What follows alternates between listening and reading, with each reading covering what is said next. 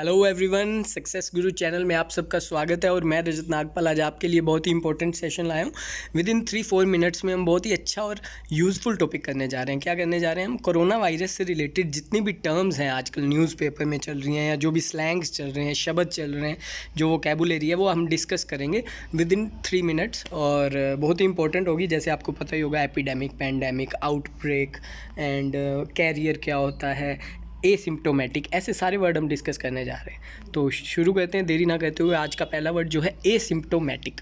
Asymptomatic ये basically क्या है? Showing no symptom of particular disease. कोई बीमारी तो है लेकिन उसके सिम्टम नहीं आ रहे हैं, उस पर्सन को हम एसिम्प्टोमेटिक कहते हैं। अगर इसको सेंटेंस में यूज़ करेंगे तो ईजिली आप समझ पाएंगे। जैसे कि she had no idea her husband had corona virus because he was asymptomatic. उसे अपने पति के कोरोना वायरस होने की बिल्कुल भी शंका नहीं थी क्योंकि उसका पति का कोई सिम्टम्स ही नहीं दिखा रहा था। हमें भी कई बार जनरली लगता है कि हमें फीवर है, लेकिन जब हम चेक करते हैं थर्मोमीटर से तो बिल्कुल नहीं आता है। तो हमें लगता है कि नहीं, हम ठीक हैं, तो बट कुछ ना कुछ अंदर इशू होता है। तो उसी ये वर्ड उसी चीज़ को दर्शाता है। बढ़ते हैं हम अपने नेक्स्ट वर्ड पे जो है कैरियर। CARRIER। ये क्या होता है? A person or animal that transmit disease to others. A person or animal that transmit disease to other. कोई भी इंसान या जानवर जो एक इंसान से दूसरे इंसान में फैलाता है डिसीज़ को, उसे हम कैरियर कहते हैं। ठीक है। अब सेंटेंस में अगर यूज़ करें तो कहेंगे person who is asymptomatic can still be carrier. मतलब जिसको कोई सिम्टम्स नहीं आ रहे हैं बीमारी के, लेकिन उसको अंदर ही अंदर बीमारी है, वो भी ट्रांसमिट कर सकता है बीमारी को। तो कैरियर हुआ जो फैलाता है। ठीक है। बढ़ते हम अपने आज के नेक्स्ट वर्ड पे जो है कंटेजियस। कंटेजियस क्या होता है? आजकल तो बहुत ज़्यादा न्यूज़ में यूज़ हो रहा है, सोशल मीडिया में तो आप अक्सर देख ही रहे होंगे ये वर्ड। कंटेजियस होता है disease that can transfer from one person to another by direct contact. क्या होता है?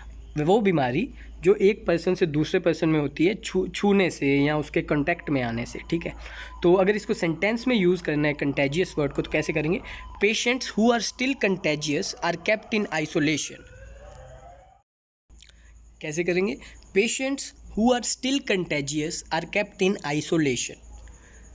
जो भी पेशेंट को अभी भी डिसीज़ है उन्हें आइसोलेशन में रखा गया है। आपको पता ही होगा क्वारंटाइन वर्ड, वो भी चलो आगे डिस्कस करेंगे, लेकिन आइसोलेशन में रखा जा रहा है। जो भी लोग बाहर से आ रहे हैं, जिनको सिम्टम दिखाई दे रहे हैं, उन्हें किसी से मिलने जुलने नहीं दिया जा रहा और उन्हें अलग ही रखा जा रहा है। तो कंटेजियस मतलब डिसीज़, जिसको डिसीज़ है उसे आइसोलेशन में रखा जा रहा है। आगे बढ़ते हैं हम। कोविड-19, ये तो बहुत ही इंपॉर्टेंट नेम है। ये बेसिकली डिसीज़ का नाम रखा गया है। अब इसकी फुल फॉर्म क्या है? कोविड-19 की फुल फॉर्म क्या है? कोविड की है CO से हो गया कोरोना, VI से हो गया वायरस, D से डिसीज़। 19 क्यों? क्योंकि ये दिसंबर 2019 में चाइना से शुरू हुआ, इसलिए इसका नाम कोविड-19 रखा गया और ये ऑफिशियल नेम है इस डिसीज़ का। इसकी फुल फॉर्म मैंने आपको बता दी है। इसका PDF मैं आपको टेलीग्राम ग्रुप में शेयर कर दूंगा। अगर आपने अभी तक ज्वाइन नहीं किया है तो डिस्क्रिप्शन बॉक्स में टेलीग्राम लिंक है, वहाँ जाकर ज्वाइन कर लीजिए। नेक्स्ट वर्ड पे चलते हैं आज के, क्वारंटाइन। काफ़ी ज़्यादा वर्ड यूज़ हो रहा है सोशल मीडिया में। क्वारंटाइन का मतलब है enforced isolation to prevent infection. Enforced isolation to prevent infection. Okay, अगर इसको सेंटेंस में यूज़ करना है तो due to travel history my friend is put into quarantine. Quarantine का मतलब समझ गए ना आप, कि जो भी लोग बाहर से आ रहे हैं या जिनमें डिसीज़ दिख रही है उन्हें हम अलग रख रहे हैं, उसे ही क्वारंटाइन कहते हैं। कई लोग अपनी इच्छा से, उन्हें लग रहा है कि हमें अलग रहना चाहिए, उसे भी वो अपने आप को सेल्फ आइसोलेट कर रहे हैं, उसे भी क्वारंटाइन ही कहते हैं।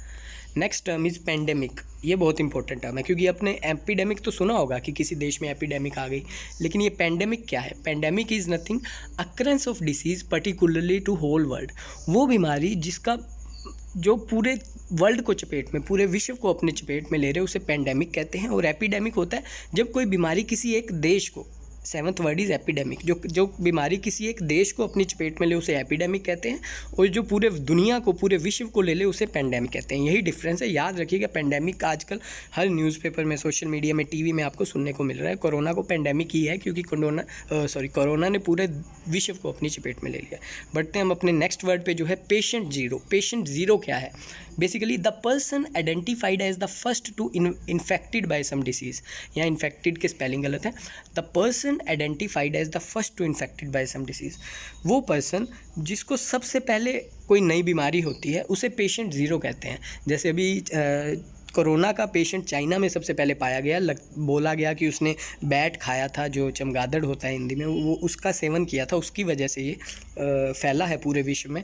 ऐसे ही जब एबोला हुआ था, जो फर्स्ट पेशेंट हुआ था, उसको हम कहते हैं पेशेंट ज़ीरो। क्या कहते हैं? Patient zero. तो नेक्स्ट टर्म है आज की सोशल डिस्टेंसिंग। ये भी हम जनरली डेली यूज़ कर रहे हैं, इसका मतलब भी आपको पता होगा। वो practice to encourage people to minimise the contact and closeness. Social distancing क्या है? बेसिकली लोगों का आपस में मेल जोल कम करना, सोशल मीटिंग्स गैदरिंग सब कम करना। इसीलिए आपको देखा होगा कि सिनेमा हॉल से लेके मार्केट से लेके सब बंद कर दिया गया है, तो उसे हम सोशल डिस्टेंसिंग कहते हैं। A practice to encouraging people to minimise the contact and closeness. Okay, तो बढ़ते हैं हम अपने नेक्स्ट वर्ड पे, जो है outbreak. Outbreak is a sudden occurrence of disease और अदर अनप्लेजेंट थिंग। क्या हुआ? जो कोरोना फैला है उसे भी हम आउटब्रेक कह रहे हैं। कोई भी बीमारी फैलती है उसे आउटब्रेक कहते हैं, या कुछ भी अगर अर्थक्वेक से काफ़ी महामारी फैलती है तो उसे आउटब्रेक ही कहते हैं। किसी भी तरह से कुछ गलत चीज़ होती है तो हम उसे आउटब्रेक कहते हैं।